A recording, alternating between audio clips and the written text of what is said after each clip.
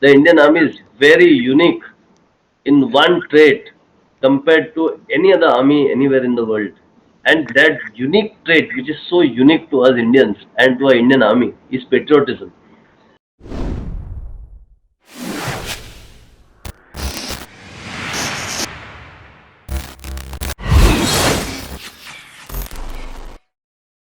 Hello everyone. Hope everyone is safe and doing well. My name is Suraj Kumar Sahu and I welcome you all to the first episode of The Leader's Mindset, a talk show organized by Center for Cognitive Activities, NIT Durgapur. We at CCA aim at provoking conversations that matter and inspire a sense of innovation, entrepreneurship and leadership in every individual. In the light of current pandemic situation and keeping this goal in mind, CCA is here to share stories of commitment, hard work and success through this virtual talk show. For our first episode, we are honored to have with us Honorary Major Dr. Deepak Rao. He's the man responsible for helping spread modern close quarter battle training into the width and span of Indian forces. Over the span of last two decades of work, he has trained the Army, Para Special Forces, NSG, IAF Garud, Indian Navy Marcos, Paramilitary, and ATS units of 12 states. For his outstanding work, he was bestowed with the honorary rank of Major and commissioned into the Parachute Regiment TA Battalion in November 2011 with MS Dhoni and Abhinav Bindra.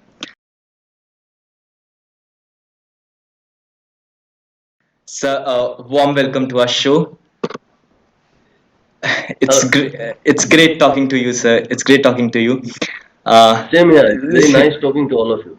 Yes, one thing I really wanted to share with you is while you were reading about you, like how things have unfolded in your life and how you have learned through your life.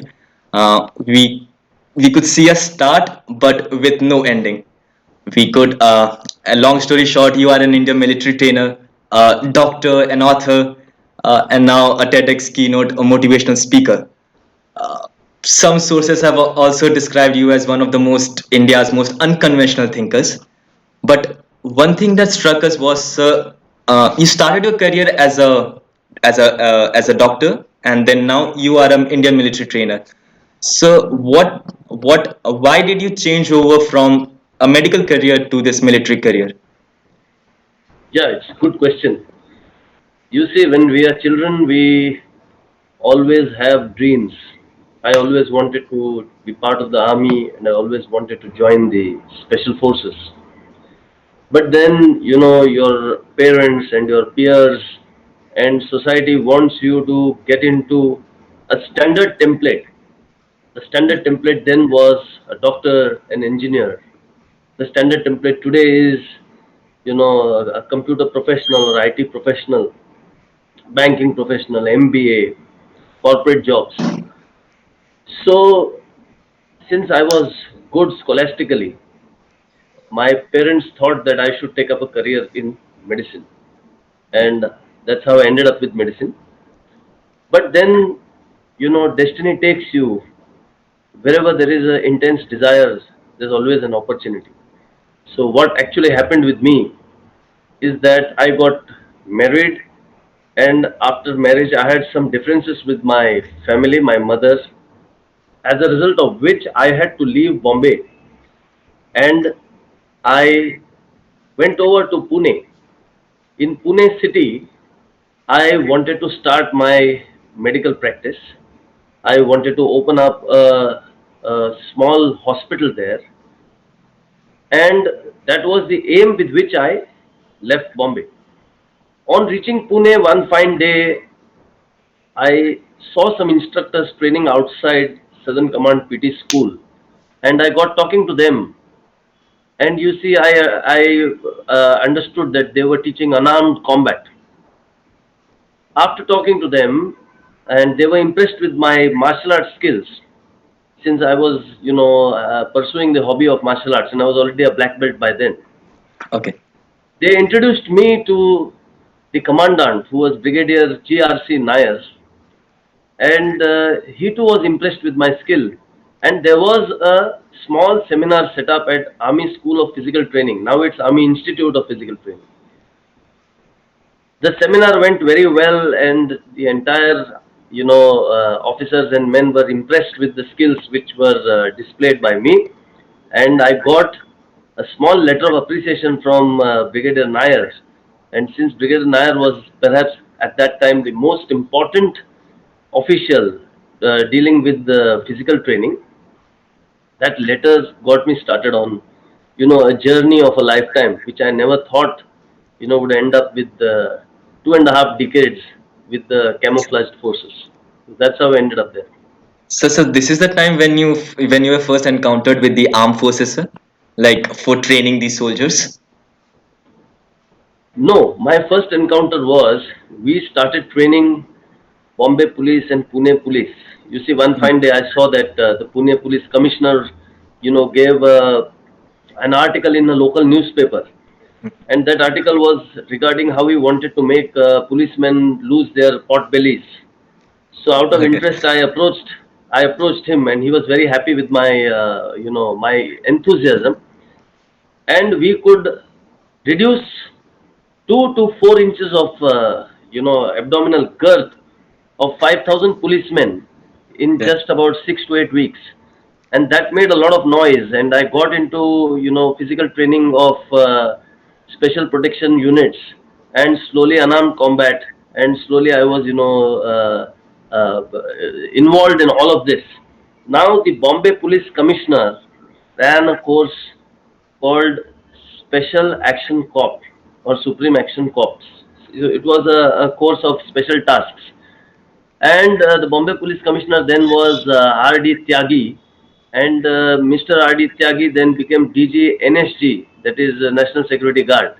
When he went over there, you see, he had me over to NSG to train the NSG. And when I went to NSG, there, the commandant of the NSD training center was Brigadier Balbir Singh. Brigadier Balbir Singh was also very impressed with my unarmed combat skills, and he was previously military advisor to Army Commander, who is now the Army Chief, that is General Roy Shankar Chaudhary. So, Brigadier Balbir Singh took me to meet General Roy Shankar Chaudhary, and my first course for the armed forces began, and that course was at Para-Regimental Training Center, and it was a 6-week course, and that is how it all started. And then there was no looking back. Yeah, yeah, sir. So this the what was the first regiment that you trained? It was the NSG. Yeah, I began by training the police. Okay. Then from there, it was National Security Guard. From there, I went to Para Center.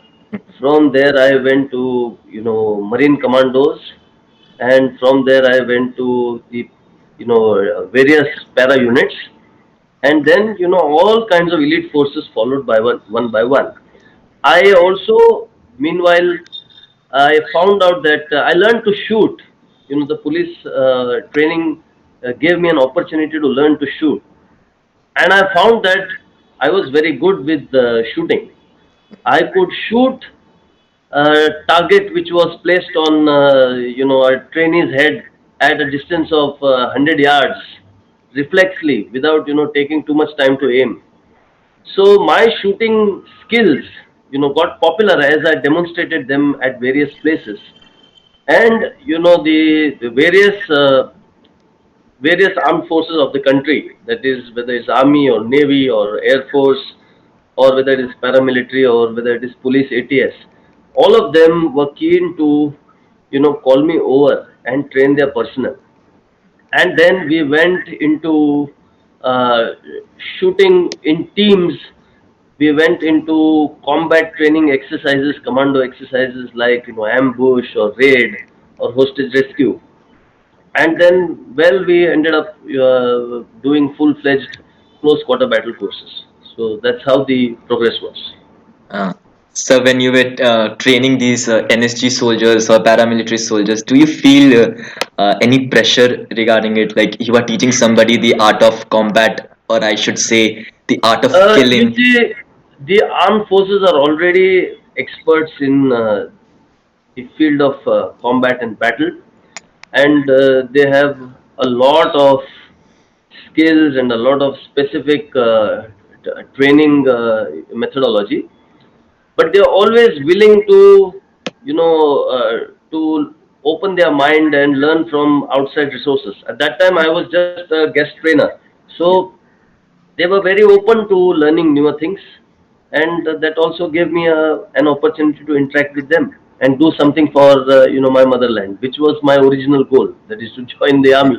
But Yes, since sir. I couldn't join the army, this opportunity of serving the uniformed forces as a guest trainer was a very big godsend in my life. So Yes. So, our next question is, you have trained around 15,000 soldiers, including the special forces now, I guess. And it's a common experience that groups that train and serve together are lifelong friends. So, what is your equation with the officers with the officers and every soldier that you train? I have made a lot of friends. I have made a lot of friends. I have made a lot of very dear, close, relationships with uh, the various strata of the armed forces. Yeah. Like I am quite close to people who are, either from the lowest rung, Havaldars or Nayaks are also close friends of mine, as well as I am quite close to people who are colonels, brigadiers, major Yeah. generals, Yeah. army commanders, etc. So I Yeah. have really enjoyed fraternizing with the uniformed forces, whatever the strata. I have given and received a lot of love from all of them. Yes, sir. Sir, actually, till now we have mentioned the modern close quarter training to our audience. So, can you just explain what is close quarter battle training to our audience? And a follow-up question, sir, how it has been the major contribution of yours to the Indian Army? See, close quarter battle training is where you fight with the enemy at close quarters. Now, close quarters is defined as 30 yards. So, Okay. 30 yards means where you can see the enemy right in front of you. Now, everything that you see in movies where people engage at proximity warfare is essentially close quarters. Uh, yes, sir. So, long distance conventional warfare is where the enemy is at quite a distance, 500 yards or 300 yards, where people are have taken cover behind rocks or behind obstacles, and then you have to look through your rifle, and whenever you see a small head popping out of cover, you aim and you shoot, and then you Mm, advance. So that's conventional warfare. But proximity warfare, where the enemy is right in front of you, like counter terror operations or like commando operations, is requires different type of skills. It requires skills of unarmed combat, where the enemy may have a weapon and you may have no weapon on you, so hand on weapon, or the enemy may have a weapon, you may have a rifle, and you got to shoot faster than he shoots, that is faster reaction time. Or else, and understand one thing, that this is team on team battle. This is not one man fighting another man. This is one full team fighting another full team, like uh, a small QRT of the armed forces or commando unit made of maybe 12 to 16 personnel fighting with a terrorist team which could be made of 20 people, 30 soldiers, I mean 30 enemies or 40 enemies. So it is team on team battle. So okay. team on team battle at close quarters was a relatively new phenomena, until Kargil. So after Kargil, you say the importance of close quarter battle became realized, and the counter terror operations, the CI ops, all of it brought about a need for more and more close quarter training. And therefore, since there was not much on close quarter battle training existing other than Yeah. bayonet fighting and a little bit of outdated British methodology of unarmed combat, Yeah. there was a need for developing newer methods. So the various Indian forces of, be it army or police or special forces or paramilitary, all of them opened up to learning from whatever source they could, they could obtain, and that is how we got an opportunity to step into this. Now, Okay. my contribution to close quarter battle training has been that I have introduced close quarter battle training as a specialized subject and built its importance in various strata of the Indian forces. And my great contribution was when the army commanders, General Deepak Kapoor and General VK Singh, who were army commanders of Northern Command and Eastern Command, they called me over to their respective battle schools of their command and made me train the instructors of that command in modern close quarter battle training. And I think that going over to the valley and going over to the east to Tejpur and going over to these various core battle schools and imparting modern training there to the instructors, you see, I think that was a very big moment in my life, and I regard that as a very important contribution. So, if you can state any low moments in your life, I mean, any obstacles or injuries that occurred that you have faced in this course You of see, training. 25 years is a long time, and a lot of things go wrong. Yeah, I think things go wrong in any career, you see, over 25 years, because a man progresses through various phases and stages of his life. So I've had my bad moments too. I've had very bad injury to my back, slip disc, which yeah. kept me in bed for almost a year. And I recovered from that, and I went back to serving the forces. After that, I had an injury to my knee, yes, in my 40s, and that injury also, I almost dislocated my knee, and I was in bed again for almost 18 months. But I got up, I went back to the same old place, that is the uniformed forces, because I love to do that. Yeah. And I had also burst my retina, as a result of which, you see, I had a small visual defect. But thankfully it made only my shooting better, because for shooting you only require one sharp eye. So so I've had my share of obstacles, but then, well, whatever your heart wants to do, your body has to gather the will to do that. Yes, sir. So, Definitely, sir. Definitely. So next question is something that we definitely wanted to ask you. When you are training soldiers, soldiers who in some time will be deployed to some of the most extreme terrains like Siachen, places where you have to acknowledge the fragility of life, if not from the enemy troops, but by the minus 40 degrees Celsius temperature. So how does a soldier accept this fragility of life, and how does it cope with it? Cope up with it? you see, our soldiers are extraordinary, because Indian soldiers are posted, every 2 years to 3 years, they undergo a different location. So you see, he could be in the glacier, he could be in the dark, scorching desert, he could be in the dense jungles. So a soldier has to undergo all kinds of terrain. Our Indian Army personnel, they have to adapt to various terrains in their life, and the strongest, most important one or two factors that makes them tough enough to endure this kind of rigor is, you see, first, discipline, because without discipline you can't do anything, and there is no other, you see, area of profession which teaches discipline more than the armed forces. So discipline is an extremely important factor that helps a soldier to get tough when he's supposed to be fragile, but instead of being fragile he gets stronger and stronger in a more and more difficult terrain. And second is camaraderie. You see, the camaraderie and the brotherhood that is shared by the members of the uniformed forces. They all regard themselves as a family, and their motherland as their mother.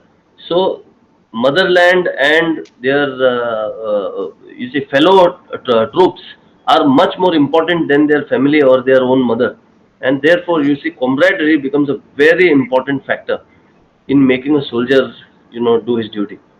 Yes, sir. So you have mentioned camaraderie, and the next question is upon that only. Actually, what we see is there are lots of cultural and religious differences within a regiment, and if not within a regiment, then one regiment is very different in its principles than any other regiment. Like, for example, the Madras regiment is different from the Bihar regiment, which is in turn is different from the Gurkhas regiment. So, but what we see is that there is a strong sense of bond between different regiments or within a regiment as well. What is that feeling? What is that underlying principle that binds them all? so strongly? Oh, it's very, very simple. You see, the Indian Army is very unique in one trait compared to any other army anywhere in the world. And that unique trait, which is so unique to us Indians and to our Indian Army, is patriotism. An Indian Army soldier will willingly lay down his life for his motherland, and he will consider it to be one of the offerings that he can do to the nation. He will say that this is an opportunity which has been given to me to give my life, to lay down my life in the service of my country. So patriotism is what makes everyone have common ideology and makes everyone bind together. Lovely answer, sir. So, for all the engineers out there, we have to ask this. It's a routine. Like, according to you, what is the future of army looking like? Like, how technology is transforming the army and its traditional methods? Oh, technology is going to make the army very, very progressive and very, very modernized. Because you see, the whole idea of modernization is to make the army a force multiplier. So our army is going to get leaner and it's going to get meaner and it's going to get stronger. So we are going to have, a small number of people executing large number of tasks. So we are going to become very strong force multiplier and we are going to become a force to reckon with, you see, in relation to the armies of the world.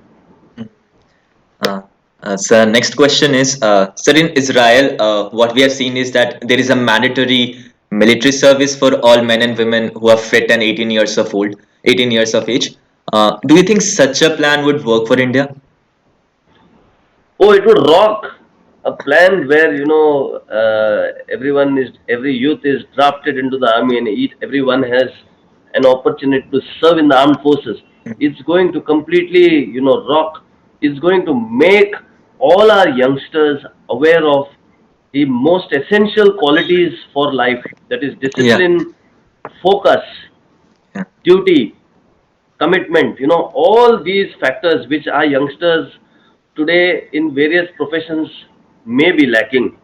You see, because when you get up at, see, 4 a.m. in the morning or 5 a.m. in the morning and you do your PT, and then you have your breakfast at 8 o'clock, and then when 8:45, 9 o'clock, you're back to your, on-field training, you have your lunch on time, you sleep Yeah. on time, you play games on time.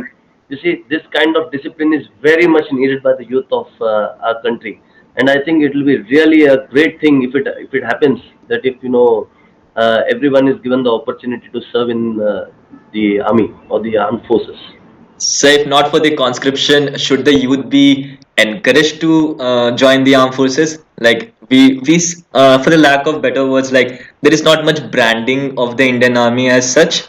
We were enthused, we were like motivated to join the army after we watched movies like Lakshya and all. And when we saw you, Abhinav Bindra and MS Dhoni being commissioned into the Parachute Regiment. So like there is not much branding about encouraging youth to join the armed forces. So should they be branding and should they be like encouraging youth to join the armed forces? Oh, the army by itself is a very big brand. The army does not require any branding. Yeah. You see, the army does not require any celebrity, but you Yeah. will see that every celebrity wants to be part of the army.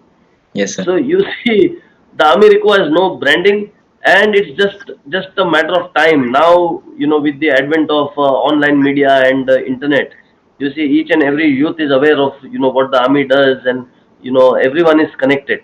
So I think it's just a matter of time before everyone, or rather, most of the youth opts out for serving in the armed forces. And Yes, I sir. think that day will come where this opportunity will be made available to a lot of youth. Yes, sir. Of course, sir. Like the camouflage and the army uniform is something that every youth desires for. It's what they actually want to buy from the shops. The boots, the heavy boots of the Indian Army. I guess every youth should be encouraged to join the armed forces. So next question is, I mean, you have talked about the principles of the art of war in your TED talk, and you have also mentioned in your workshops like workshops on samurai Bushido, if I pronounce it right, Sun Tzu, Art of War, Zen, and books of Mind Rage and King's Sperm. Can you mention the sacred life code of the samurai warriors you have expressed in your books as well to our audience? Oh, fantastic. You see, now this is one of the things I like to talk about. The samurai warriors were exceptional warriors. They were warriors whose whole life revolved around duty, due to their masters, due to their emperor, and due to their country. Their honor was very important to them. If the samurai warrior faltered in his duty, he would, feel dishonored. And the only way for the samurai warrior to redeem his honor would be to kill himself, disembowel himself. He would take his own short sword and he would put it into his abdomen and he would, rotate it in a U shape to disembowel himself, and then he would die, uh, you know, uh, self committed, death, that is suicide. This is the only way a samurai could redeem, his mistake of not doing his duty, and no one ever forced him to do that. So you see, this is exemplary trait of devotion, dedication, commitment, and single-minded obsession with serving the country. So samurai Bushido is the code of the samurai, which has been widely studied by everyone all over the world. And samurai Bushido is something that would inspire any person towards having a code of honor. The code of samurais ran, with the five major traits. First trait would be courage. Courage is conviction to execute what you think is right, because a lot of people, will agree on what is right and what is wrong, but they don't have the courage to execute it. So courage becomes one of the five important traits of the samurai. The second trait is spirit. You see, never say die spirit of the samurai. You see, impossible is possible, and I can do anything I want to, provided I put in my best. So impossible is nothing, impossible is possible, die another day. You see, all of this embodies the samurai spirit, the spirit that, I can and I will. Righteousness, courage, spirit, righteousness. Righteousness means the right moral values, and always, taking the correct path, the path of truth, and staying away from the path of, which is wrong or which is morally incorrect. Courage, spirit, righteousness, discipline. Discipline is an extremely important trait of the samurai. The samurai would, live a very disciplined life, and they would train, and they would eat in a particular manner, and they would, have their etiquette in a particular manner. So discipline is extremely important to any person, who wants to lead his life well. And finally, the fifth trait of the samurai Bushido is duty. Duty or service, that's very important point of existence. We must be able to serve, in our line of duty. So courage, spirit, truth, discipline, and duty, this is the samurai Bushido. I am just speechless, sir. Like, I would definitely would want to read your book to learn more about this thing, sir. But with this, sir, we have to come to the end of this episode. Thank you so much, sir. It was wonderful talking to you and getting to learn Same here. so much and getting to learn so much from you. So, in the end, any message for all the youth that is listening or watching this episode right now? You have only one life, so make sure you make the best of it. And the way to make the best of your life is to join the army. So you Yes, get an sir. Definitely. opportunity, hop in and join the army. Definitely, sir. Thank you so much, sir. Thank you so much, sir. Thank you so much for this conversation. With this, we come to the end of the first episode of CCA, the Leader's Mindset. We wish Thank you. we wish our audience gets a different perspective to look at things. Listening to you. Thank you so much, sir. Thank you so much. Thank you, and Jai Hind. Jai Hind, sir.